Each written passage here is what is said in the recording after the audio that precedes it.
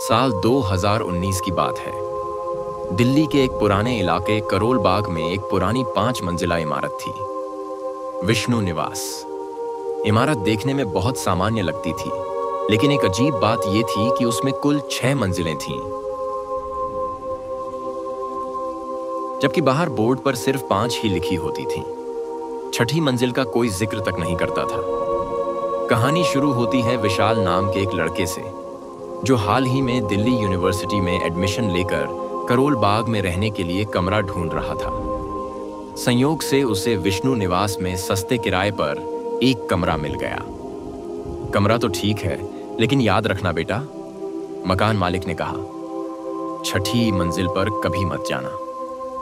विशाल को यह बात मजाक सी लगी। वो हंस कर बोला, क्यों, वहां भूत है क्या?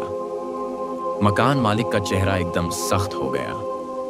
मजाक नहीं कर रहा हूं, रात में छत की तरफ जाना मना है। विशाल ने सिर हिलाया, लेकिन मन में संदेह बैठ गया। शुरुआत के कुछ दिन आराम से बीते। विशाल अपनी पढ़ाई में व्यस्त था, लेकिन तीसरे हफ्ते से अजीब घटनाएं होने लगी। रात को जब सब सो जाते तो ऊपर से चलने की आवाज आती, कभी कभी किसी के रोने की तो कभी किसी लड़की की हंसी की। विशाल ने एक दिन पड़ोसी से पूछा, भाई ऊपर कौन रहता है? पड़ोसी घबरा गया, धीरे से बोला, छठी मंजिल मत पूछना भाई, कई साल पहले वहां एक लड़की मरी थी, रश्मि। आत्महत्या नहीं थी, लेकिन पुलिस केस बंद हो गया। उसके बाद जो भी उस कमरे में गया या तो पागल हो गया या मर गया। विशाल का मन डर से भर गया, लेकिन जिज्ञासा भी बढ़ती जा रही थी। रात के 2 बजे विशाल की नींद खुली। उसे ऐसा लगा जैसे कोई सीढ़ियों पर चढ़ रहा है, और फिर धीरे से कोई उसके दरवाजे पर खटखटाया। ठक ठक ठक ठक। कौन है? विशाल ने पूछा। कोई जवाब नहीं आया। उसने दरवाजा खोला, बाहर कोई नहीं था। उसी रात उसने तय कर लिया, उसे छठी मंजिल पर जाकर देखना ही होगा। अगली रात जब सब सो गए तो वो चुपचाप सीढ़ियां चढ़ता हुआ छठी मंजिल की ओर बढ़ा। कमरे का दरवाजा सड़ चुका था, उस पर जाले लगे थे, लेकिन दरवाजा खुला हुआ था। कमरे के अंदर धूल ही धूल थी। एक टूटी हुई कुर्सी, एक पुराना शीशा और एक दीवार पर जल चुकी तस्वीरें। लेकिन जो चीज सबसे ज्यादा डरावनी थी वो था एक बिस्तर, जिस पर किसी के बैठने का गड्ढा साफ दिख रहा था, जैसे कोई अभी अभी उठा हो। तभी शीशे में कुछ हिला। विशाल ने शीशे की ओर देखा।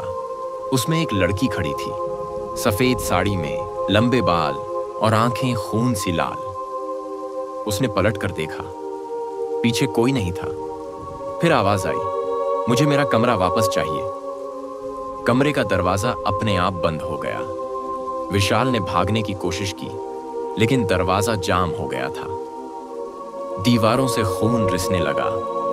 फर्श पर किसी ने नाखून से लिखा था, यहां से कोई वापस नहीं जाता।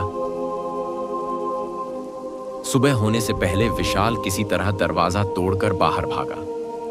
उसके चेहरे पर खरोंचें थीं, कपड़े फटे हुए और आंखों में डर बैठ गया था। उसने उसी दिन अपना सामान उठाया और मकान छोड़ दिया। लेकिन जाने से पहले उसने छुपकर मकान मालिक की पुरानी फाइलों में झांका।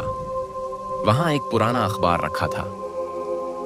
करोल बाग में लड़की की संदिग्ध मौत, मकान मालिक पर शक। रश्मि उसी मकान में रहती थी। मकान मालिक उसके पीछे पड़ा था, और जब उसने मना किया तो एक रात रश्मि की लाश उसी छठी मंजिल में मिली, गले में चुन्नी का फंदा और चेहरे पर डर का भयानक भाव।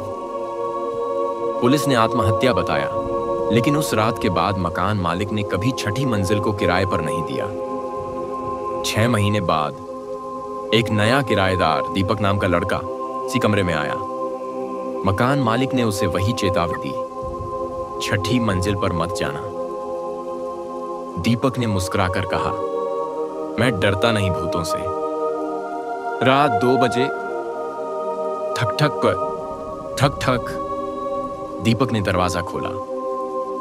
बाहर एक लड़की खड़ी थी, सफेद साड़ी में, लंबे बाल और लाल आंखें। उसने धीमे से कहा, क्या मैं अंदर आ सकती हूं?